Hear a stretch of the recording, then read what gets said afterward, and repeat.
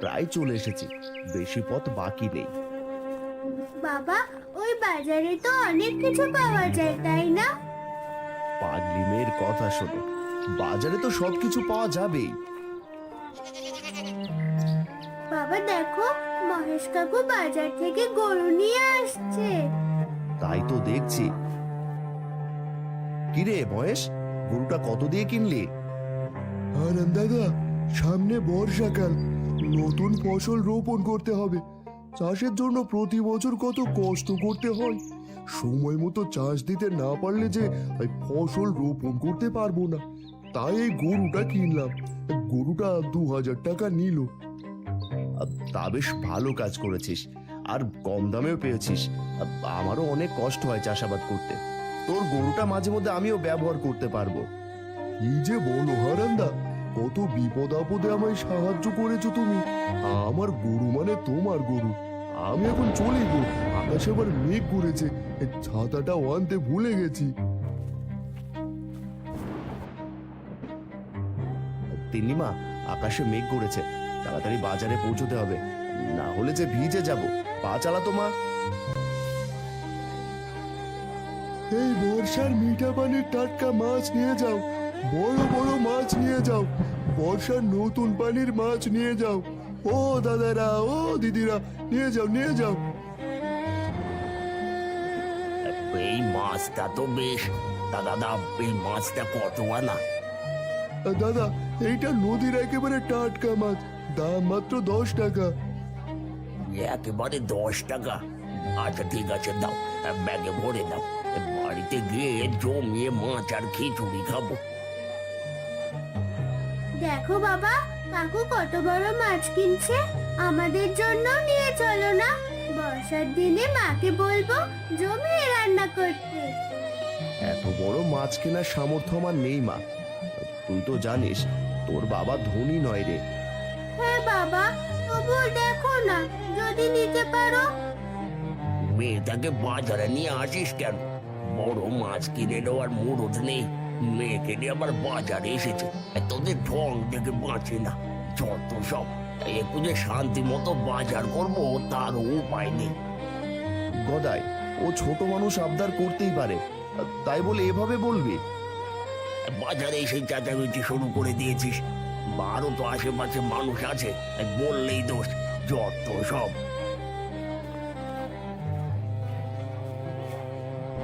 আকাশে মেঘ করেছে, কাল নিশ্চয়ই নদীতে অনেক মাছ পাওয়া যাবে।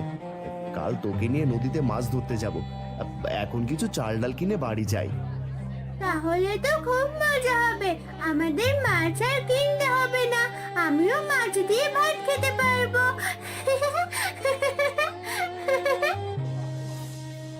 হারান চাল ডাল কিনে বাড়ির উদ্দেশ্যে যাত্রা করলো। সেই কখন মানুষটা মেয়েটাকে নিয়ে বাজারে গিয়েছে, এখনো এলো না। এইদিকে তো পুরো আকাশ অন্ধকার করে এসেছে, জানি না কি হবে। একটা ছাতা কেনারও টাকা নেই, কখন যে বৃষ্টি নামে।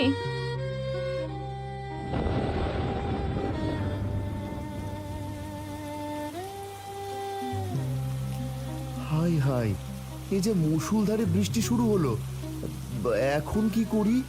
বাবা দেখো, একটা বড় গাছ দেখা যাচ্ছে, চলো গাছটার নিচে আশ্রয় নিই।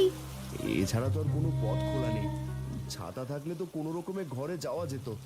আমি তোর এমন হতভাগ্য বাবা, তোদের কোনো ইচ্ছেই পূরণ করতে পারি না। হারান আর তিন্নি সেই গাছটির নিচে দাঁড়ায়। তারা গাছের নিচে দাঁড়িয়ে বৃষ্টি পড়া দেখতে লাগলো। দেখো বাবা, কত ব্যাঙ বৃষ্টিতে লাফালাফি করছে, বৃষ্টি এলে এদের খুব আনন্দ লাগে, তাই না বাবা? হ্যাঁ রে, তুই দেখি ভিজে যাচ্ছিস, হাই আমার কাছে আয় দেখি। কই গো গিন্নি, কোথায় গেলে? দেখো বাজার থেকে কত বড় মাছ কিনে নিয়ে এসেছি।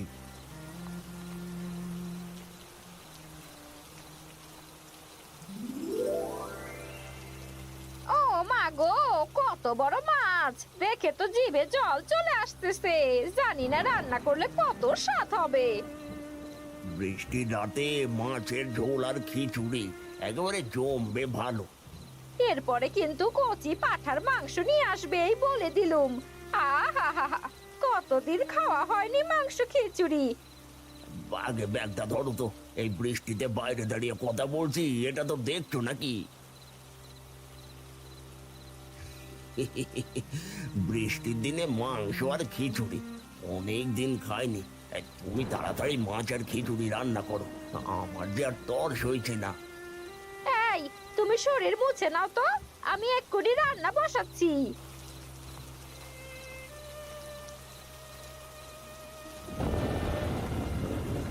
মনে মনে যা ভয় পাচ্ছিলাম তাই হলো। বাইরে ঝড় বৃষ্টি শুরু হয়েছে, ওদের আসার কোনো নামই নেই। কোনো বিপদ হলো না তো? একবার মহেশ দাদার বাড়িতে যাই, যদি সে কিছু বলতে পারে। মালতী মাথায় একটা কাপড় দিয়ে মহেশের বাড়ির দিকে যাত্রা করলো। বাবা, দেখতে দেখতে তো সন্ধ্যা গড়িয়ে রাত হয়ে গেল। বৃষ্টির জলে ভিজে ভিজে আমাদের ঘরে ফিরতে হবে। আর এভাবে কতক্ষণ দাঁড়িয়ে থাকবো? বৃষ্টির জলে ভিজলে যে তুই অসুস্থ হয়ে পড়বি মা। আর একটু অপেক্ষা করি, দেখি যদি বৃষ্টিটা কিছুটা কমে। মহেশ দাদা, ও মহেশ দাদা, ঘরে আছো নাকি? মালতী দিদির গলা পেলাম মনে হলো। কোনো কি বিপদ হলো না তো? যাই তো, গিয়ে দেখি।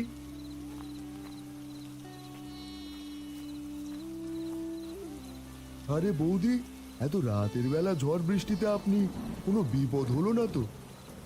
দাদা, সেই বিকেলে বের হয়েছে মানুষটা, এখনো ফেরার নাম নেই। সাথে তিন্নি মাও গেছে। আমার খুব চিন্তা হচ্ছে দাদা, কোনো বিপদ হলো না তো? ও তুমি কোনো চিন্তা করো না, আমি দেখছি। তুমি ঘরে ফিরে যাও, এভাবে ভিজলে শরীরে জ্বর করবে যে। মহেশের কথা মতো মালতী ঘরে ফিরে গেল। মহেশ একটা হ্যারিকেন আর একটা ছাতা নিয়ে হারান আর তিন্নিকে খুঁজতে বের হলো। হারান দাদা, ও হারান দাদা, কোথায় তুমি? মনে হয় বৃষ্টির কারণে কোথাও আটকে পড়েছে। সামনে গিয়ে দেখি আর একটু।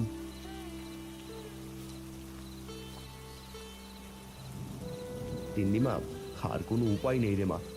এইবার বৃষ্টিতে ভিজেই বাড়ি যেতে হবে, না হলে সারা রাত এইভাবে দাঁড়িয়ে থাকতে হবে। এই বৃষ্টি থামার নয়।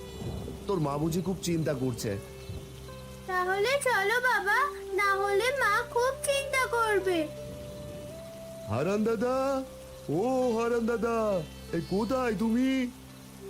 কেউ মনে হয় এইদিকে আসছে। কে যাও গো? এইদিকে আমরা।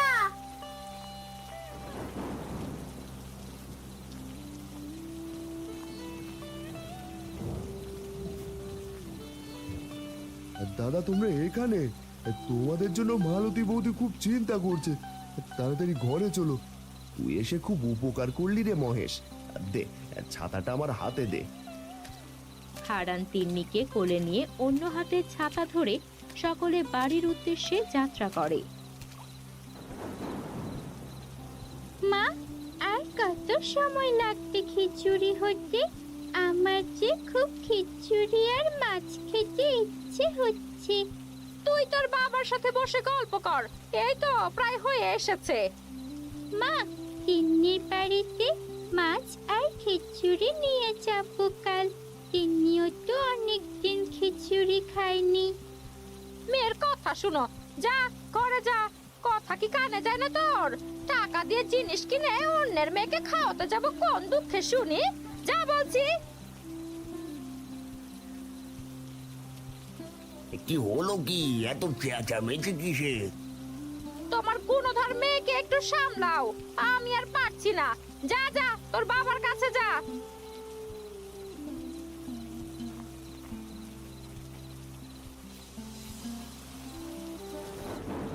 বাবা, আজ না খুব খিচুড়ি খেতে ইচ্ছে করছে।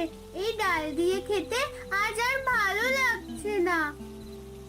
আজ খেয়ে নে মা, কাল তোর বাবা নদী থেকে বড় মাছ ধরবে, তখন তোকে মাছ আর খিচুড়ি রান্না করে দেব। এমনিতে ভিজে বাড়ি ফিরলি আবার জ্বর না চলে আসে। আজ দেখলাম গদাই কাকু বাজার থেকে বড় মাছ কিনে নিয়ে এসেছে। গদাই কাকুর বাড়ি থেকে আমাকে একটু মাছের তরকারি এনে দাও। ঠিক আছে, তোর মা কাকার বাড়ি থেকে মাছের তরকারি এনে দিচ্ছে। তুই এবার খাওয়া শুরু কর। না গো, তাদের বাড়ি আমি যেতে পারবো না। তাদের আচার ব্যবহার আমার মোটেও ভালো লাগে না। হাজার হলেও তো নিজের ভাই। ঠিক আছে, আমি যাচ্ছি। মাতিননি, আমি যাবো আর আসবো, আর তুমি একটু অপেক্ষা করো। বাবা, এই ঝড় বৃষ্টির রাতে ভিজে যেতে তোমার খুব কষ্ট হবে গো। থাক, খাবো না আমি, তোমার যদি শরীর খারাপ করে। মারে, তুই খেতে চেয়েছিস, আমার যত কষ্টই হোক আমি গিয়ে নিয়ে আসছি। ভাবিস না, কিছু হবে না। তোমরা বাপ বেটি মিলে কি যে শুরু করেছো, আমার মাথায় কিছুই ঢুকছে না। হারান মাথায় একটা কাপড় দিয়ে বৃষ্টির ভেতর গদাইয়ের বাড়ির দিকে গেল। বাহ, কি সুন্দর ঘ্রাণ! এ ঘ্রাণ শুনে জিভে জল চলে আসছে। জানি না খেতে কত মজা হবে। গদাই, আরে ও গদাই ভাই, ঘরে আছিস?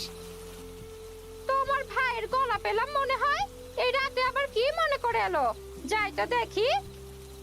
এই যে বউ, উল্টো পাল্টা কিছু বলো না, ও তো আমার দাদা হয়। তোমার কাছ থেকে আমার কিছু শিখতে হবে না, এখানে বসে থাকো তুমি। ছোট বউ, তিন্নি ভাত নিয়ে বসে আছে। সেই সকাল থেকে বায়না করেছে মাছ দিয়ে ভাত খাবে। আমাকে একটু মাছের তরকারি দাও না। আমি কি বাড়িতে সরাইখানা খুলে বসেছি নাকি? যখন আসবে তখন পাবে। বের হন বাড়ি থেকে। ঠিক আছে, আমি চলে যাচ্ছি। অনেক আশা নিয়ে এসেছিলাম। কাঁদতে কাঁদতে হারান বৃষ্টিতে ভিজে ভিজে বাড়ির দিকে যাত্রা করলো। এইদিকে বাবার অপেক্ষা করতে করতে তিন্নি না খেয়ে ঘুমিয়ে পড়েছে।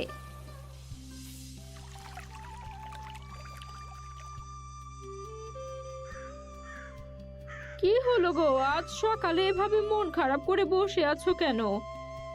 গিন্নি, কাল মেয়েটা না খেয়ে ঘুমিয়ে পড়েছে। আমি বাবা হয়ে তার ছোট ছোট বায়নাগুলো মেটাতে পারি না। আর যে কিছুই ভালো লাগছে না।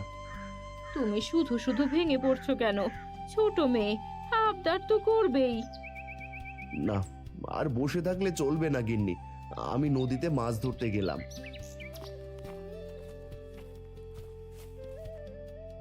বাবা, আমি যাব তোমার সাথে নদীতে। আজকে নদীতে অনেক মাছ ধরবো, আজকে অনেক মজা হবে। হ্যাঁ মা, চল। কই গো মালতী, জালটা দিয়ে যাও। মালতী ঘর থেকে জাল এনে দেয়। এরপর তিন্নি আর হারান নদীর দিকে যাত্রা করে। হে সৃষ্টিকর্তা, আজকে নদীতে যেন তারা অনেক মাছ পায়। অনেক দিন ধরে মেয়েটা আমার মাছ খেতে চাইছে।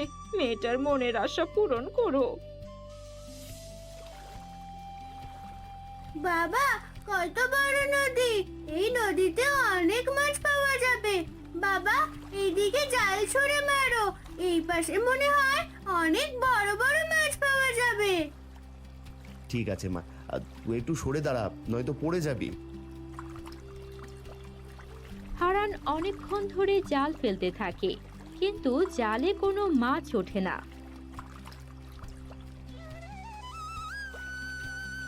বাবা, জালে যে কোনো মাছ উঠছে না, এখন কি হবে? হাল ছেড়ে দিলে তো চলবে না, আর একটু দেখি চেষ্টা করে। এইবার বুঝি মাছ জালে আটকাবে। জালটা একটু ভারী ভারী লাগছে।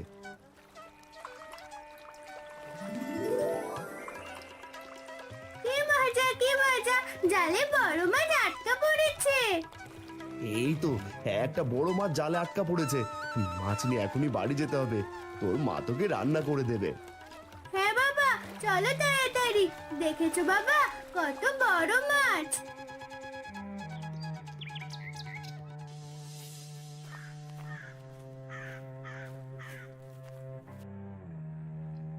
এই যে হারান দা, কোথায় থেকে আসা হচ্ছে? এত তড়িহড়ি করে যাচ্ছই বা কোথায়? বাবা বাবা, এত বড় মাছ কোথায় পেলে শুনি?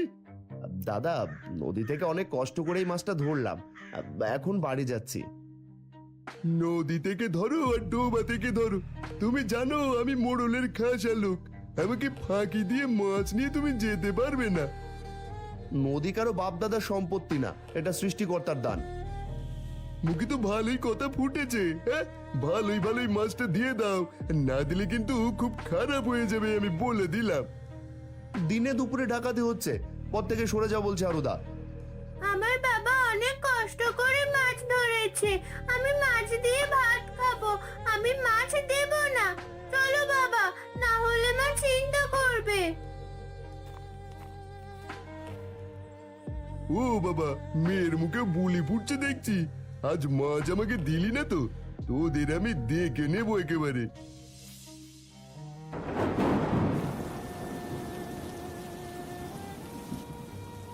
গায়ের মানুষ কি খাচ্ছে, কেমন আছে? বৃষ্টির কারণে একটু খবরও বিলাতে পারি না। আমি গায়ের মোড়ল, দুঃখে সুখে তাদের পাশে থাকাই আমার কাজ। কি করা যায়? এই মোড়ল মশাই, আপনি যদি অনুমতি দেন একটা কথা বলি। ঠিক আছে, তুই নির্ভয়ে বল। মোড়ল মশাই, এই এখন বর্ষাকাল, এই বর্ষাকালে মাংস আর খিচুড়ির আয়োজন করলে কেমন হয়? পেটে গায়ের মানুষেরও খাবার দেওয়া হবে, তারাও ভালো মন্দ খেতে পারবে। তা মন্দ হয় না, কচি পাঠার মাংস আর তার সাথে খিচুড়ি, আমি অনেকদিন ধরে খাইনি রে।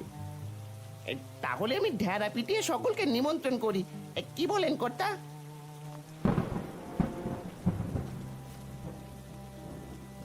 আমি থাকতে তুমি কেন? তুমি সাধারণ একজন পাচক, রান্না করা, থালা বাসন পরিষ্কার করা, এইটাই তোমার কাজ। লক্ষ্মী জেলের মতো তুমি তোমার কাজে যাও তো বাপু। পাচক মনে দুঃখ পেয়ে সেখান থেকে চলে যায়। হিরে হারু, ওই তো বুদ্ধিটা আমাকে দিল। যাই হোক, তাহলে তুই মাংস আর খিচুড়ির ব্যবস্থা কর, কালকে আমি এই আয়োজন দেখতে চাই। তুই সবকিছু তাড়াতাড়ি ব্যবস্থা কর। ঠিক আছে কর্তা, এখন তাহলে আমি যাচ্ছি।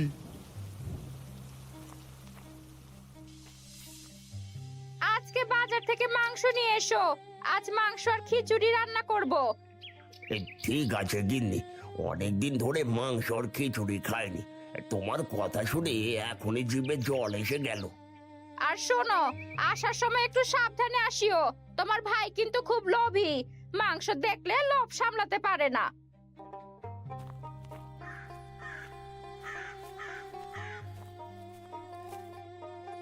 লতা দিদি, কি এত গল্প হচ্ছে শুনি? এই কাল মোড়লের বাড়িতে নিমন্ত্রণ, খিচুড়ি আর কচি পাটার মাংস হবে। এই সময় মতো চলে এসো, আমি এখন চললাম গো, অনেক কাজ করতে হবে। এই এলেন, একটু জিরিয়ে যান। না গো দিদি, অনেক মানুষের জন্য আয়োজন করতে হবে, আসি গো।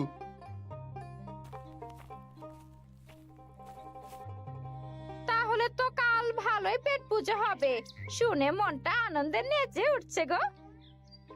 তাহলে আজ আর কষ্ট করে আমায় বাজার যেতে হবে না, টাকাগুলো বাঁচলো, কি বলো গিন্নি? তাই তো দেখছি গো।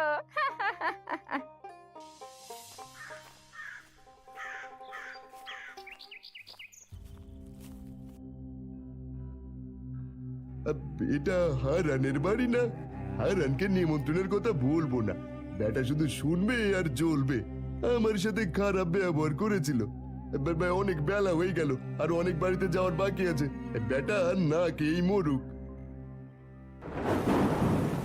পরের দিন সকালে প্রচন্ড বৃষ্টি। এই বৃষ্টির মধ্যেও দলে দলে মানুষ মোড়লের বাড়ির দিকে যেতে লাগলো ছাতা মাথায় দিয়ে। এটা মোড়ল মশাই খুব ভালো কাজ করেছে, মোড়ল মশাই আমাদের সত্যি অনেক খবর নেয়, তার মতো মানুষ হয় না। এই বৃষ্টির দিনে খিচুড়ি আর মাংস একেবারে জমে যাবে। হয়েছে হয়েছে, এত সুনাম করার কিছুই হয়নি, মোড়ল হিসেবে ওনার এটা করা দরকার। আচ্ছা গলুই দাদা, হারান দাদাকে কি দেখেছো? তার মেয়ে তিন্নি খিচুড়ি আর মাংস খেতে খুব পছন্দ করে, বৃষ্টির কারণে কি তাহলে আটকা পড়লো? নিজে খেতে পায় না, মানুষের খবর নিয়ে বেড়ায়। তা তোমার কি হয়েছে বাপু? নিজে খেতে পারছো এটাই বেশি, অন্যের খোঁজ নেওয়ার দরকার কি? তিন্নি, কোথায় তুই? চল মোড়ল কাকুর বাড়িতে যাই ভোজ খেতে, সকলে যে চলে যাচ্ছে, তোরা যাবি না? আমাদের কেউ বলেনি রে মা, না বললে কেমনে যায়। তোরাই যা রে মা, তিন্নি যাবে না। দরজা খুলে দাও, আমি ভোজ খেতে যাব। সকলে যাচ্ছে, আমিও যাব। দরজা খুলে দাও। ওগো, দরজাটা খুলে দাও, মেয়েটা যে অনেক দিন থেকে মাংস আর খিচুড়ি খেতে চাইছে। কি করে যেতে দি বলো গিন্নি? আমাদের যে নিমন্ত্রণ করেনি, বিনা নিমন্ত্রণে আমরা তো যেতে পারি না। গরিব হলেও আমাদের একটা মান সম্মান আছে, তাই না?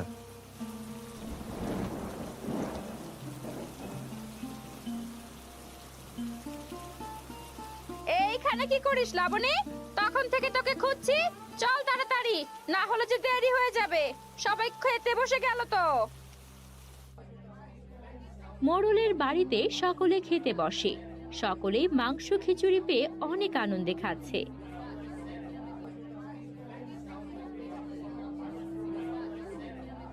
আহ, কি স্বাদ! কতদিন পর খিচুড়ি আর মাংস খাচ্ছি। সকলে পেট ভরে খাও। এই দুর্দিনে গায়ের মানুষদের খাওয়াতে পেরে আজ আমার ভীষণ খুশি লাগছে। সবাইকে বেশি বেশি করে দাও। এইদিকে হারান আর মালতী দাওয়ায় মন খারাপ করে বসে আছে আর চোখের পানি ফেলছে। অন্যদিকে তিন্নি সারা দিন ঘরে বন্দি থেকে অসুস্থ হয়ে পড়ে। বাবা, আমার খুব কষ্ট হচ্ছে। আমি মোড়ল কাকুর বাড়িতে নিমন্ত্রণ খেতে যাব লাবণীর সাথে। আমাকে যেতে দাও।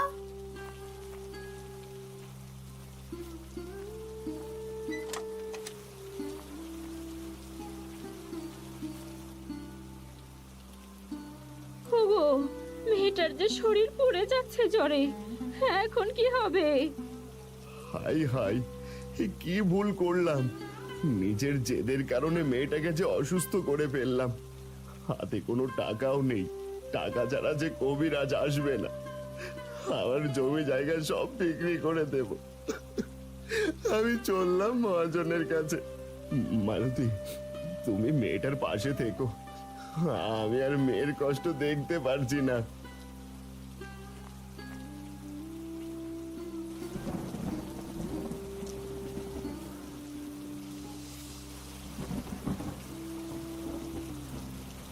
বেশ কিছুদিন হলো বড় দাও মারতে পারিনি। অনেক দিন হলো কেউ আসে না। এইভাবে কি হাত গুটিয়ে বসে থাকা যায়? ঠিক কেউ না কেউ আসবে। একটু ধৈর্য ধরুন মহাজন। বর্ষার কারণে গায়ের মানুষ ঠিকঠাক কাজে যেতে পারে না। আর পেটের দায় ঠিক খরচ করতে আসবে। আর এই নিন, এটা মোড়ল মশাই পাঠিয়েছেন আপনার জন্য। কি আছে এতে হারু? আর বলবেন না, গ্রামের সকলের জন্য মাংস খিচুড়ি করেছে আমাদের কর্তা। এটা আপনার জন্য পাঠালেন। বা আপনি তো আর বৃষ্টিতে বেরোননি। আহ, বেশ ভালো করেছিস এনে। কথা শুনেই যেন জিভে জল এসে গেল রে। আমাকে বাঁচান মহাজন, আমার মেয়ের খুব অসুখ। দয়া করে কিছু টাকা ধার দিন। আগের কাজের টাকাও কিছু পেতাম। এবার ব্যাটাকে পেয়েছি, তার জমি জায়গা সব হাতিয়ে নিতে হবে। টাকা নিতে এসেছে বলে কিনা মেয়ের অসুখ। দুদিন পর পর এত অসুখ শুধু তোমার মেয়েরই হয়। ধ্যাৎ, আমি চললাম মহাজন। কি হলো, চুপ করে আছেন কেন? কিছু বলেন মহাজন। ঠিক আছে, টাকা তুই নিতে পারবি। তার বিনিময়ে তোর জমি বাড়ি বন্ধক রাখতে হবে আমার কাছে। সময় মতো টাকা পরিশোধ করতে না পারলে জমি জায়গা কেড়ে নেব। আমি রাজি, আমাকে শুধু টাকা দেন।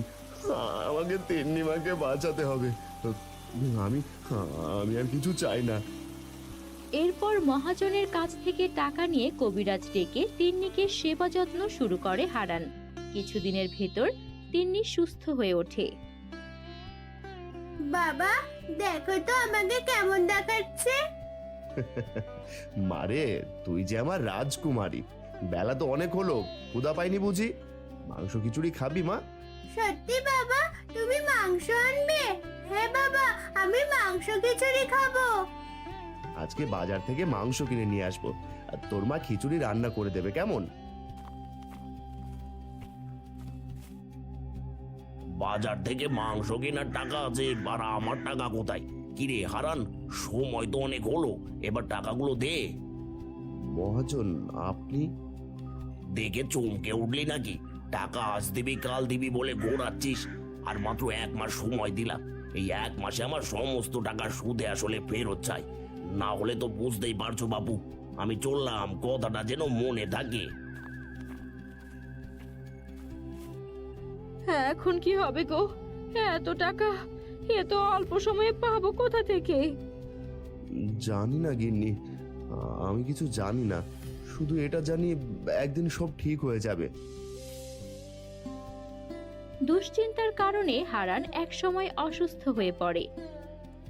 গিন্নি, আর বুঝি বাপ দাদার শেষ সম্বল ভিটে বাড়িটা রক্ষা করতে পারলাম না। তুমি এত ভেঙে পড়ো না গো, মাথার ওপর সৃষ্টিকর্তা আছেন, তিনি সব ঠিক করে দেবেন। মা, বাবা তো কাজে যেতে পারে না।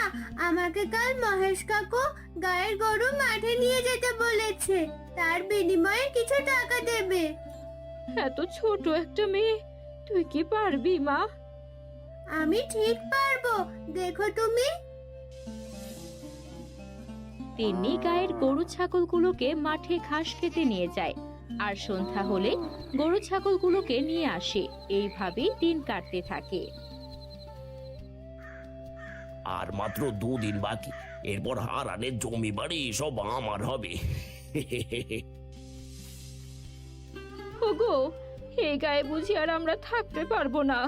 আর তো মাত্র 2 দিন বাকি, এতগুলো টাকা কোথায় পাবো? তুমিও তো অসুস্থ হয়ে বিছানায় পড়ে আছো। সৃষ্টিকর্তা যা রেখেছেন কপালে তাই হবে। তিন্নিমাকে দেখছি না, ও কোথায়? তিনি গরু নিয়ে মাঠে গেছে। এই ছোট্ট মেয়েটার কত কষ্ট করবে, আমি বাবা হয়েও কিছু করতে পারছি না।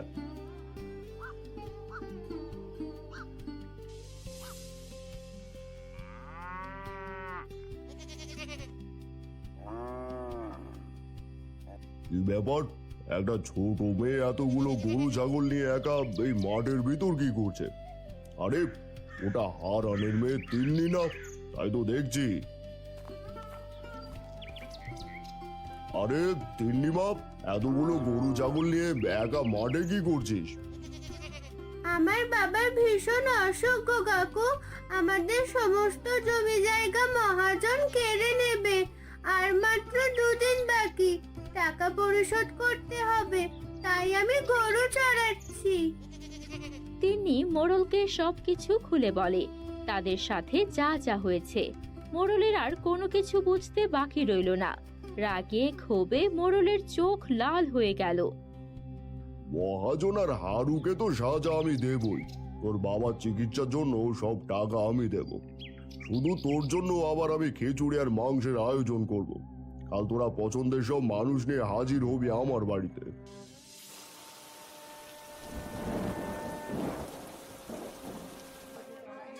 পরের দিন বৃষ্টিতে হারুনকে আর মহাজনের সামনে দাঁড়িয়ে রাখে। হারান পরিবার আর গায়ের মানুষ মাংস আর খিচুড়ি খেতে লাগলো।